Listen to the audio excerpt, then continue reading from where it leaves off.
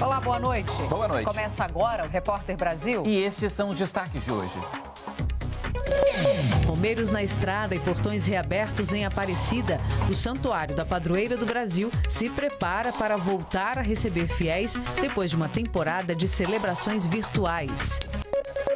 Temporais no interior de São Paulo e em Brasília provocam acidentes e alagamentos, derrubam árvores e deixam regiões sem energia. Veja as consequências da chuva e a previsão do tempo para os próximos dias. Vai cair, vai cair, vai cair, vai cair, vai cair. No primeiro capítulo da nossa nova série de reportagens especiais, você vai ver o impacto da crise hídrica no dia a dia dos brasileiros e vai entender a importância de mudar hábitos. Uma decisão da Justiça condena um homem que encaminhou conversas por aplicativo para outras pessoas. Uma prática cada vez mais comum nos dias de hoje. Veja por quê e também como evitar problemas. E nos 25 anos sem Renato Russo, a gente lembra a carreira de um músico que influenciou uma geração e adianta detalhes de um documentário sobre a vida dele. Mas todos acreditam no futuro da nação.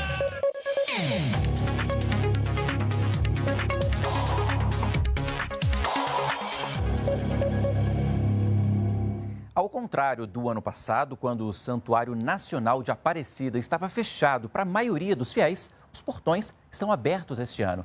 E a expectativa é receber mais de 100 mil pessoas. Mas a volta das celebrações presenciais motivada pelo avanço da vacinação vem acompanhada de restrições. As missas terão capacidade reduzida e a recomendação para quem estiver com sintomas de gripe e para os idosos é acompanhar pela TV ou pela internet. Os romeiros estão de volta neste ano. Tia e sobrinho são de Santo André, no ABC Paulista.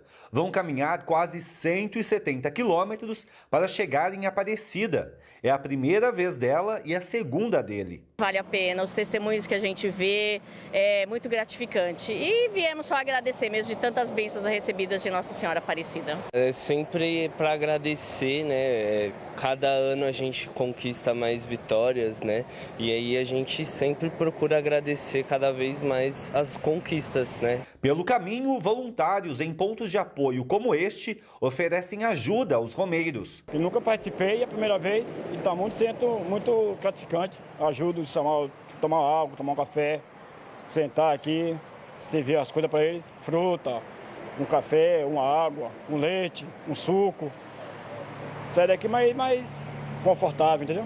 Diferentemente do ano passado, quando o Santuário de Aparecida ficou fechado para a maioria dos fiéis, neste ano os portões estão abertos e as celebrações podem ser acompanhadas de forma presencial, mas há restrições. As missas vão acontecer com capacidade reduzida. Haverá aferição da temperatura e o uso de máscara é obrigatório.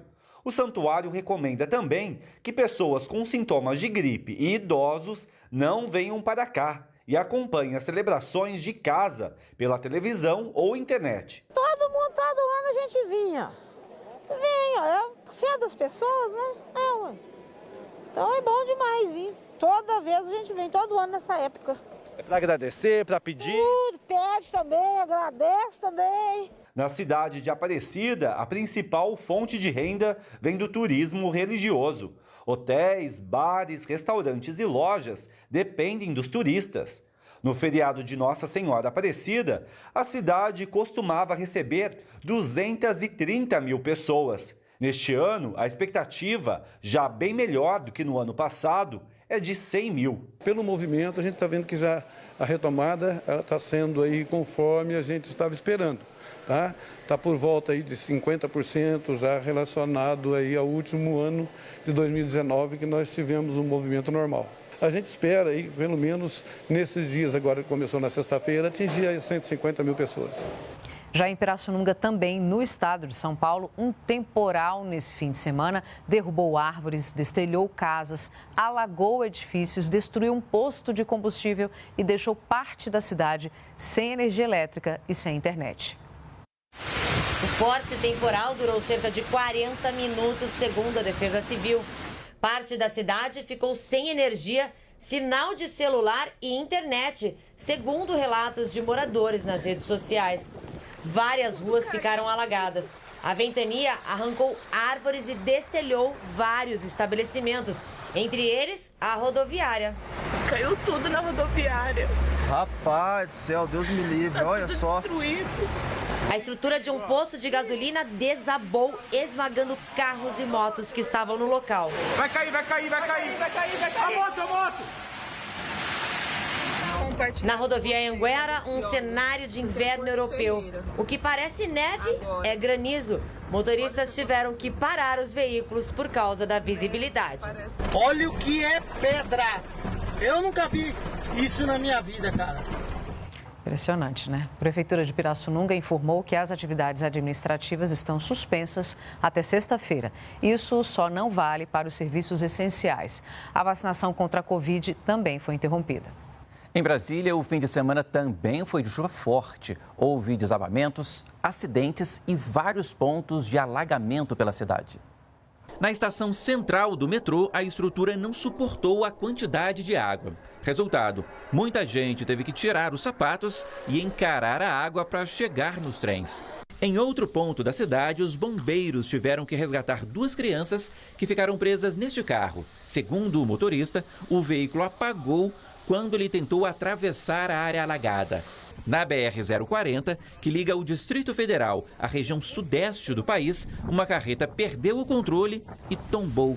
E por pouco, ela não caiu de cima de um viaduto. Parte da carga ficou espalhada pela rodovia e, felizmente, ninguém se feriu. Com as pistas molhadas, outros acidentes foram registrados. Na BR-060, saída para Goiânia, o motorista deste carro caiu num córrego. 5 pessoas estavam no veículo, entre elas 3 crianças. Uma ficou ferida e teve que ser levada a um hospital. Choveu mais de 1/3 do esperado para o mês inteiro no Distrito Federal, só nesse fim de semana. Hora da previsão do tempo, vamos saber se os temporais vão continuar, né, Lara? Boa noite. A gente queria tanto a chegada da primavera para chegar a chuva, mas aí tanto estrago, né?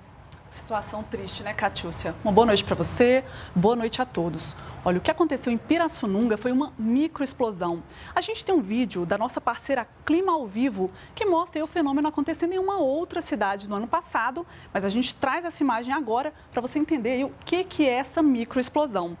Ela acontece aí quando correntes de vento muito fortes saem de dentro de uma nuvem cumulonimbus, são aquelas nuvenzonas carregadas, e descem rapidamente para a superfície.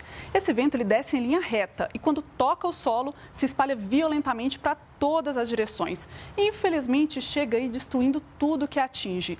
É diferente do tornado, que são ventos ainda mais intensos, mas que giram em torno de um ponto central. E de acordo com o Instituto Nacional de Meteorologia, o fenômeno não é tão raro, mas as condições para que ele ocorra novamente na região esta semana são menores. Mas fica o alerta aí para o próximo final de semana, pois a chuva volumosa deve retornar para a região e com mais rajadas de vento. E aqui em Brasília, de onde nós temos imagens ao vivo também, ao vivo aqui de Brasília, de sábado para cá, choveu mais de 1/3 do previsto aí para todo o mês de outubro. E essa semana promete ser também de muitas nuvens, pancadas de chuva e trovoadas em áreas isoladas. Então a gente segue aí na atenção para os riscos de mais alagamentos e quedas de galhos de árvores. A previsão é de um feriado chuvoso em uma área extensa do país. Toda essa área em verde aqui é previsão de chuva. E os maiores volumes estão previstos aqui para essa área em verde mais escuro, que vai aqui desde Manaus até Vitória, no Espírito Santo. E tem alerta de temporal com perigo também de alagamento para essas regiões destacadas aqui no mapa. Parte do centro-oeste, do sudeste e do sul do país também. É isso. Até lá. Até amanhã. Até amanhã. Moradores de La Palma entraram em um novo lockdown por causa do vulcão Cumbre Vieja. Ele está em atividade há mais de 3 semanas na ilha.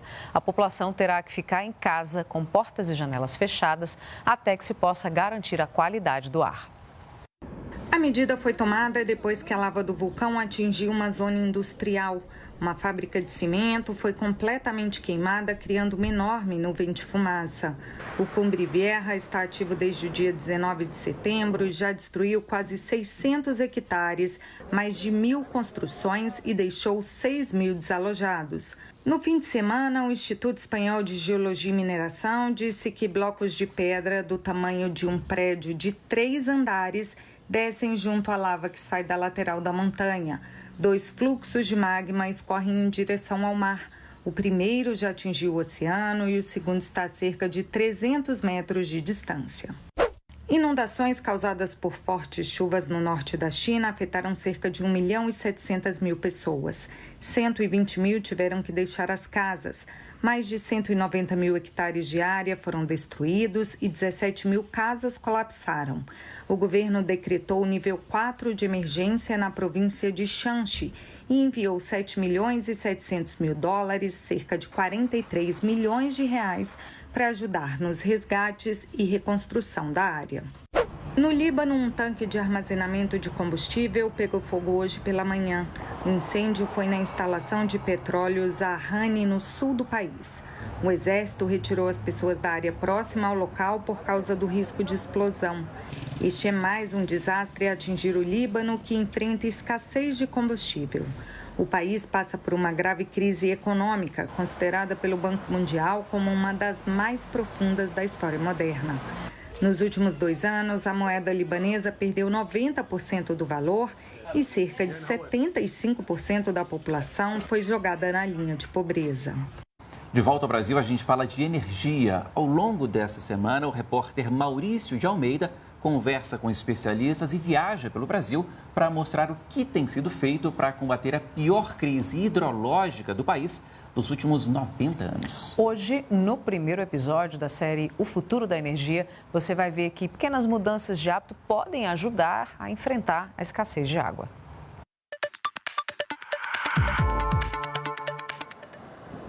Enquanto as chuvas não voltam ao normal, é necessário ter um consumo consciente de energia. Com menos água nos reservatórios, as hidrelétricas podem precisar diminuir a produção e as termoelétricas, que possuem um custo mais elevado, precisarão ser acionadas. O problema da escassez de recursos hídricos afeta diversos países. Um levantamento realizado por um centro de pesquisas dos Estados Unidos revelou que cerca de 2 milhões e 600 mil pessoas em todo o mundo vivem em regiões com pouco ou quase nenhum recurso hídrico. Portanto, economizar água deve ser uma atitude diária de toda a população. Estamos inserindo ações pelo lado da oferta de energia, despachando todas as térmicas merchants, que são aquelas térmicas que não têm contrato. Então agora elas foram chamadas a gerar e estamos trabalhando também dimensionando a melhor transição de energia entre as diversas regiões do país. Para incentivar a redução dos gastos com energia, o governo federal lançou um programa que concede um bônus para quem diminuir o consumo.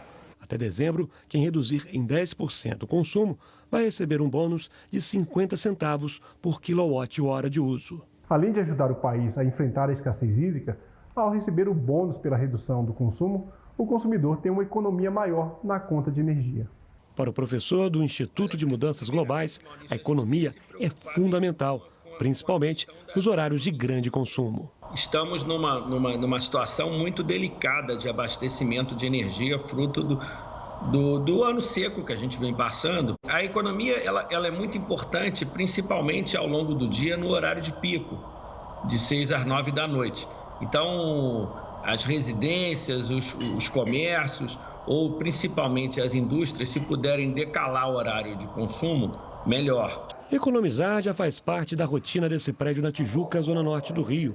O síndico instalou um sistema para armazenar a água e evitar que ela seja jogada fora na hora de lavar a caixa. Temporizadores controlam o horário para iluminar a fachada e o jardim. Depois das 10 da noite, as luzes apagam automaticamente. O resultado foi uma economia de 50% na conta de luz. Quando eu cheguei, aqui se usava lâmpada incandescente. E eu mudei, na época, por lâmpada eletrônica e, posteriormente, por tudo de lâmpada de LED. É importantíssimo, porque acaba ferindo o bolso dos condôminos, né? Dos moradores. E quem não quer pagar mais barato.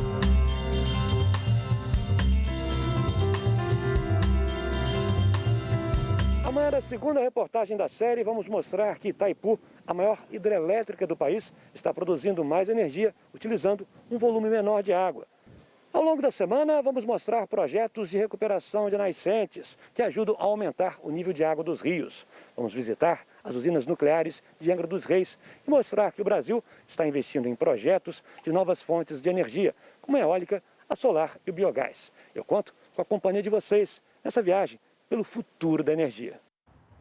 Combinado, Maurício. A energia impacta diretamente a economia e, claro, o dia a dia de todos nós. E a gente segue falando de economia porque segunda-feira é dia de entender as previsões do Boletim Focus, o relatório do Banco Central que traz a expectativa de mais de 100 instituições financeiras sobre a economia brasileira. E quem traduz essas projeções para a gente é o nosso comentarista de política e economia, Ricardo Caldas. Boa noite, professor. Qual é o destaque de hoje, dessa segunda-feira? Boa noite, Paulo. Boa noite a todos que estão nos assistindo. Nós vamos ter uma arte aqui falando sobre isso, mas eu diria que o destaque, com certeza, foi a expectativa em relação à inflação. Veja que é o número que mais teve uma mudança aqui significativa. De uma semana para cá, em torno de 0,08, parece pouco, mas é quase 1%. Mas se a gente considerar de um mês para cá, já é um aumento considerável. Quer dizer, a expectativa era de 8% de inflação um mês atrás e agora a expectativa de inflação é de 8,59. Quase podemos falar 8,6%. E outra coisa que é preocupante é a 17ª alta consecutiva na expectativa dos agentes de mercado. Ou seja, eles entendem que as autoridades monetárias não estão conseguindo realmente controlar a inflação. E a inflação, inclusive, isso aparece nos relatórios do Banco Central e outros, que a inflação deu mostras de ser mais persistente do que se imaginava. Isso teve um pequeno reflexo também em relação ao dólar. Veja que o dólar ele estabilizou numa posição muito elevada, em torno de 5,5, né? 5,25 o dólar. Sim, essa é a expectativa para o final do ano, né? Mas digo, hoje o dólar está em torno de 5,5, né?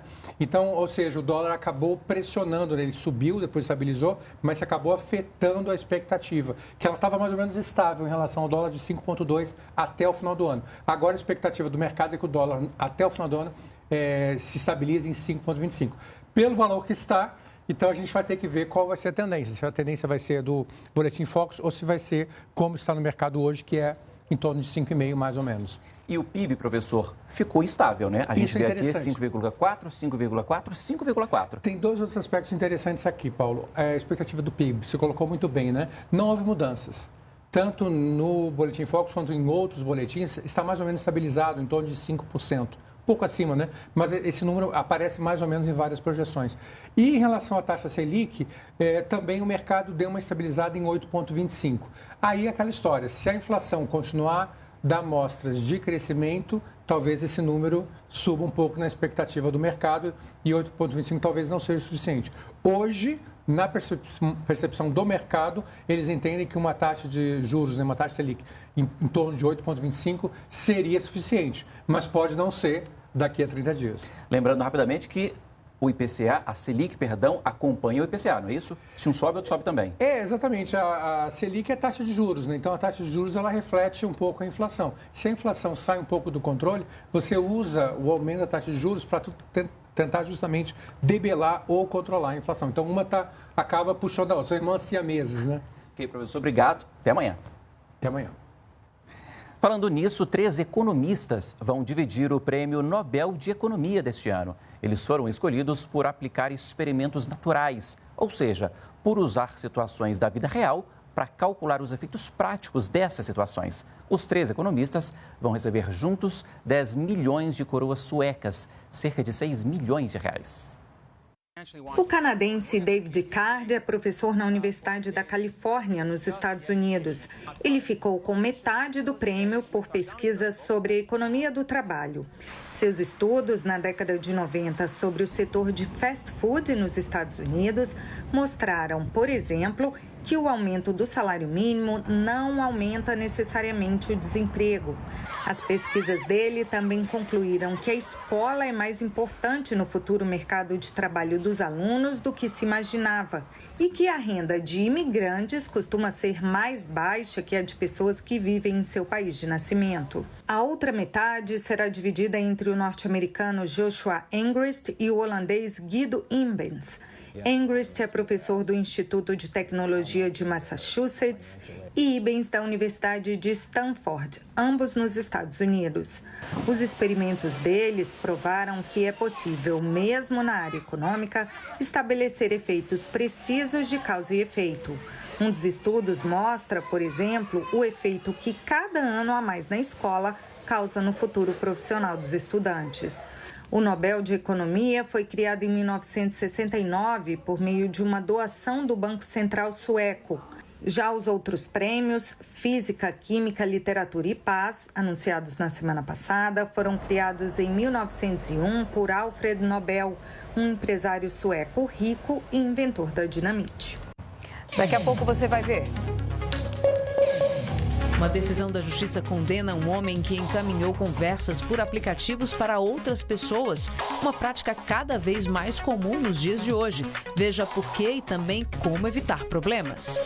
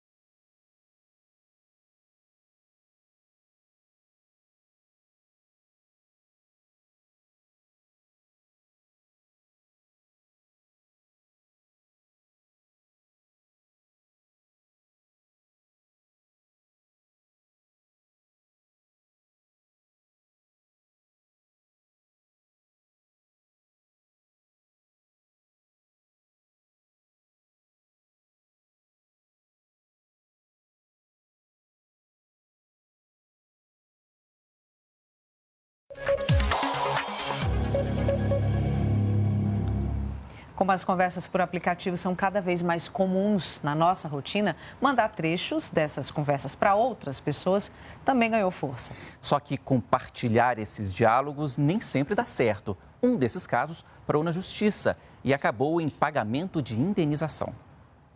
Muita gente hoje em dia só conversa por aplicativo de mensagens.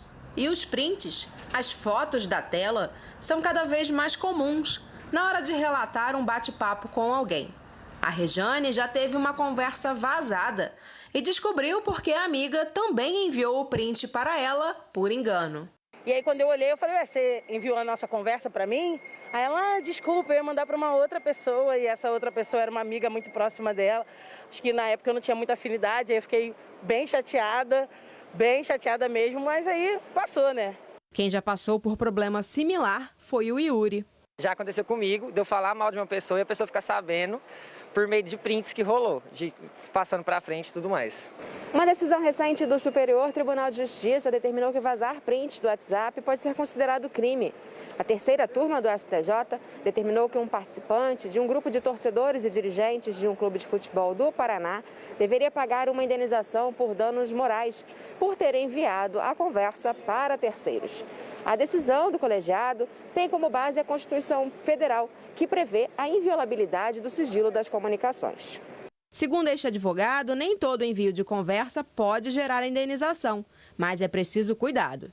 Por exemplo, eu encaminho uma mensagem para um terceiro, né? Eu tiro uma mensagem de grupo e encaminho para um terceiro, mas aquela mensagem não possui qualquer tipo de conteúdo ofensivo que possa vir a prejudicar a imagem daquele terceiro ou de qualquer outro terceiro. Então não há por que se falar em dano moral. Na semana passada, o mundo todo foi atingido por um apagão nas redes sociais. Foram 6 horas, mais ou menos. Mas para muita gente, pareceu uma eternidade. E isso pode ser sinal de uma dependência. Especialistas no assunto afirmam que checar o celular o tempo todo é um vício. Nesses casos, é preciso reconhecer que há um problema e repensar o tempo de uso do aparelho. Celular na mão o tempo todo, olhar vidrado na tela. No Brasil, já somos 150 milhões de usuários de internet, segundo o Centro Regional de Estudos para o Desenvolvimento da Sociedade da Informação. Mas e quando elas, de repente, deixam de funcionar? Recentemente, Facebook, Instagram e WhatsApp chegaram a ficar 6 horas fora do ar. Eu acho que hoje em dia a gente se comunica muito mais pelo Instagram, Facebook, WhatsApp, do que por ligação. Então, ao meu redor eu senti sim, várias pessoas dependentes, inclusive eu também. A Jussiane assume que ficou angustiada e quer mudar os hábitos. Eu continuo usando bastante celular, confesso, eu entro muito também nas redes sociais, mas tentando sempre diminuir, né? Porque tem muito gatilho, muitas pessoas colocam como se a vida fosse um mar de rosas, quando na verdade não é. O hábito de checar toda hora o celular pode ser considerado um vício. Uma pesquisa publicada no ano passado pela Universidade Federal do Espírito Santo ouviu jovens com idades entre 15 e 19 anos e mostrou que 1 a cada 4 já é considerado dependente moderado ou grave de internet. Principalmente em relação aos nossos jovens, eles usam muito as redes sociais para ter uma sensação ali de pertencimento em relação ao grupo. Só que ao mesmo tempo eles são engolidos por um efeito manada. Então eles começam a se comportar de uma forma parecida, a ter sinais e sintomas parecidos de doenças. Então a pessoa perde a sua identidade. Para a psicóloga, a queda das redes sociais serviu para repensarmos a nossa dependência de internet. A frequência seria todos os dias e a intensidade horas por dia. E aí, na falta, esses sintomas de abstinência, como irritabilidade, falta de paciência, o humor oscilando, a pessoa ela necessitando mesmo de doses de redes sociais. Então, aí já fica o sinal de alerta. Em São Paulo, o Hospital das Clínicas entrou por um seleto grupo, o de melhores hospitais do mundo, numa lista de especialidades. Ao vivo de São Paulo, a repórter Vanessa Casalino conta os detalhes para a gente desse ranking. Não é isso, Vanessa? Boa noite para você. Oi, Paulo. Boa noite a você, Catiúcia, a todos. O Hospital das Clínicas aqui de São Paulo está listado entre os melhores da América Latina em cardiologia, cirurgia cardíaca e neurologia, de acordo com o ranking da revista americana Newsweek. Aparece também entre os 200 melhores hospitais do mundo em outras 3 especialidades: ortopedia, neurocirurgia e oncologia. Aliás, o HC é o maior hospital público oncológico da América Latina. Ele pertence à Faculdade de Medicina da USP, atende pelo SUS. Para a gente ter uma ideia, no auge da pandemia, havia aqui 900 leitos destinados exclusivamente ao tratamento da Covid. Além disso, além do atendimento, o HC também é referência em pesquisa. É um dos grandes centros de pesquisa aqui do Brasil. Além do HC, outros hospitais particulares aqui da capital estão no ranking, destaque para o Sírio-Libanês e também para o Albert Einstein. E hospitais de outras capitais também aparecem, apesar de a maioria estar aqui em São Paulo. Então vamos a eles. Por exemplo, destaque para o Hospital Pequeno Príncipe de Curitiba, lá o destaque é na área de pediatria. No Rio de Janeiro, o Hospital Procardíaco, que aparece nas listas de cardiologia e cirurgia cardiológica. Hospital do Câncer de Londrina, lá no Paraná, oncologia. E Hospital Monte Sinai de Juiz de Fora, Minas Gerais, em neurologia. Volto com você, Paulo e Catiúcia. E Vanessa, obrigado.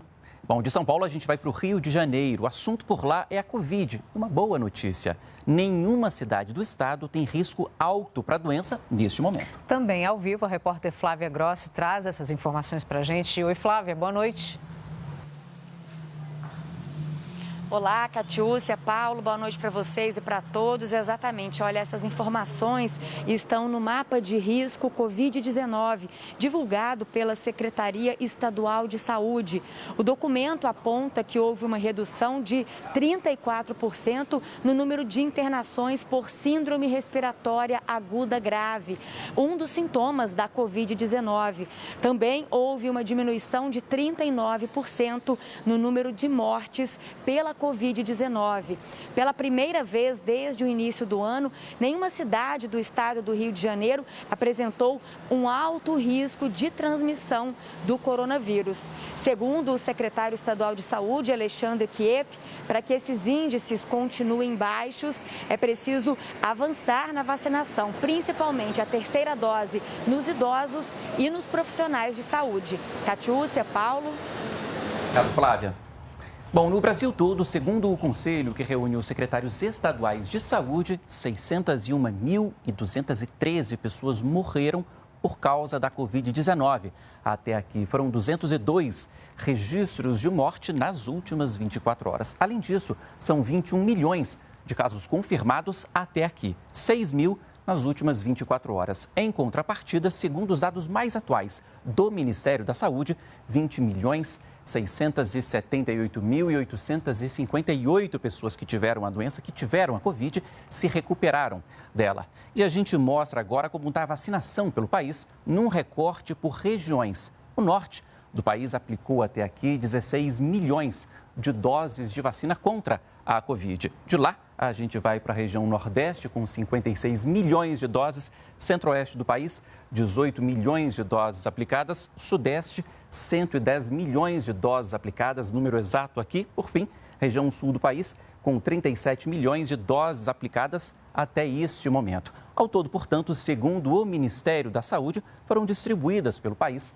301.5.168 doses de vacina. Dessas doses, 246 milhões foram aplicadas nos brasileiros até aqui. 149 milhões de pessoas tomaram a primeira dose, 97 milhões de pessoas tomaram a segunda dose e 1.900.000, quase 2 milhões de brasileiros tomaram também a dose de reforço. Era uma vez é uma forma comum para começar a contar uma história, principalmente para as crianças. Além disso, Era uma vez é o nome de um projeto do Hospital das Clínicas de São Paulo que incentiva crianças com deficiência auditiva que têm transplantes cocleares a desenvolver vários aspectos da interação com a família delas e também com outras crianças. E os vídeos com elas lendo em voz alta vão formar uma biblioteca digital. Veja agora por que esse processo é tão importante. Quem vê o Johan conversando assim, nem imagina que ele nasceu surdo. Aos 10 meses, recebeu um implante coclear. O aparelho permitiu que ele aprendesse a ouvir e a falar. E o aparelhinho foi um processo muito importante para a minha evolução. Ele coloca o som que eu consigo ouvir e eu ouço. Fico ouvindo tudo. Até mesmo se alguma coisa estiver a 1 quilômetro de distância. Johan já é conhecido por uma iniciativa muito solidária. Ele faz cachecóis para doar a pacientes com câncer e a pessoas que moram nas ruas. E o cabelo comprido não é só estilo, não. Ele deixou crescer para doar no fim da pandemia. Agora, o Johan se preparou para um projeto muito especial. Ele gravou uma história que vai ser ouvida por outras crianças que também têm um implante. E hoje eu vou contar uma historinha para você sobre o axolote. O projeto é uma iniciativa para estimular a leitura e as histórias contadas pelas crianças vão formar uma biblioteca digital. É um incentivo para ele falar alguma coisa e também para essa imersão da família. A família é extremamente importante no desenvolvimento da linguagem, de todo o processo de reabilitação. A parceira do Johan em todos esses projetos é a mãe dele, a Elaine. E ela conhece bem de perto os benefícios do implante e da contação de histórias. Eu contava histórias para o Johan desde sempre. De repente, foi o contrário, ele começou a contar. Então, isso para uma mãe de implantado é uma coisa assim magnífica. Nossa, seu filho está contando a história para você. O axolote, nome científico, é Ambistoma mexicano. Tchau! Tchau! Bom, 25 anos atrás, um ícone da música brasileira nos deixava. Renato Russo morreu no dia 11 de outubro de 1996, como consequência de complicações causadas pela AIDS. Ele tinha só 36 anos, deixou músicas inesquecíveis e serviu de inspiração para livros, filmes e sonhos. Renato Manfredini Júnior, o Renato Russo. Depois de parte da infância e adolescência morando nos Estados Unidos, ele chegou com a família em Brasília nos anos 70. Já com bagagem cultural, ávido por música, cinema e poesia, ele logo se tornou um dos cabeças das recém-criadas bandas de rock da capital, o Aborto Elétrico. O Aborto Elétrico nasceu aqui na Colina, onde a turma se encontravam. Entre eles, Renato Russo, Felemos, Felipe Seabra, Dinho Ouro Preto.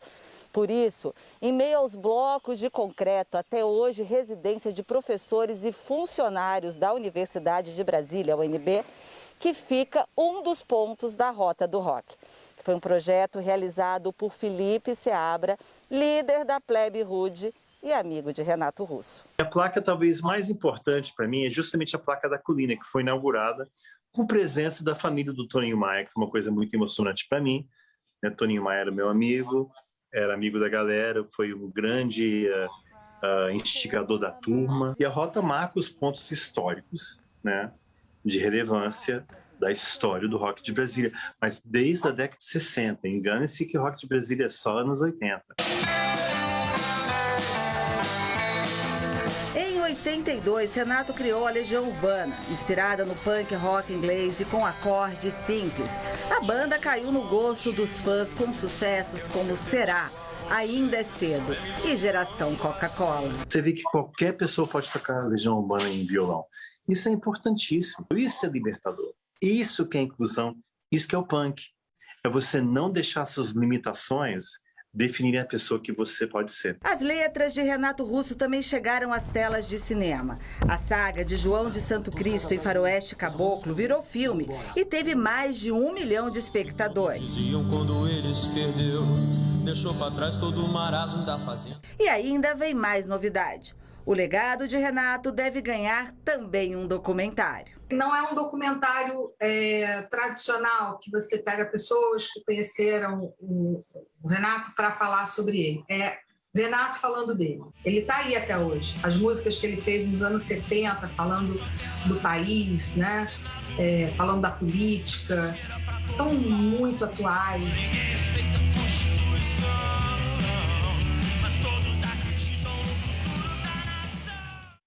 E uma última notícia: o Ministério da Agricultura confirmou um caso de peste suína clássica no município de Marco, no interior do Ceará. O estado está fora da chamada Zona Livre da Doença, reconhecida pela Organização Mundial de Saúde Animal. E por isso mesmo, não deve haver restrições ao comércio internacional de suínos. A propriedade onde a doença foi diagnosticada foi interditada e os animais devem ser sacrificados. A peste suína clássica não é transmitida para os seres humanos. Estiveram hoje com a gente as intérpretes de Libras, a língua brasileira de sinais, Brenda Rodrigues e Leide Mendes. O Repórter Brasil fica por aqui. Você pode rever as reportagens de hoje nas nossas redes sociais. Uma ótima noite para você. A gente volta amanhã. Fique agora com imagens de Natal. Obrigada pela companhia. Boa noite, até amanhã. Tchau.